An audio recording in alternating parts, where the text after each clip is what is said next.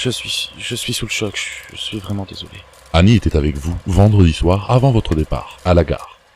Or, vous avez eu un retard de 40 minutes, et il se trouve que vous êtes la dernière personne à l'avoir vue en vie. Je ne l'ai pas tué. Je l'ai supplié de mettre un terme à sa relation avec son régisseur d'œuvre. Et donc vous la suiviez. Elle se comportait étrangement. Alors oui, je l'ai suivie. D'ailleurs, elle m'a demandé, vendredi après-midi, de trouver des informations sur un certain Christian Baudouin, sur ses comptes. Et il se trouve qu'il avait un compte en banque là où je travaille, justement. C'est illégal, monsieur Tignier.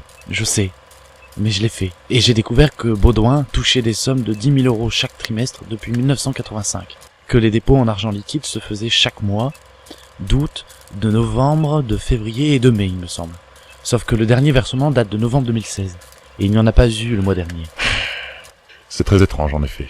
Le régisseur d'œuvre du Louvre-Lens nous affirme que vous les menaciez. Bien sûr que non! C'est ce Lanier, le régisseur, il vous a menti! On en a discuté avec Annie. Mais elle avait autre chose en tête. Elle répétait sans cesse qu'elle savait quelque chose d'important. Et que Cordier serait très heureux de l'apprendre. Qui est Cordier? C'est un ancien de la mine, je le connais pas plus que ça.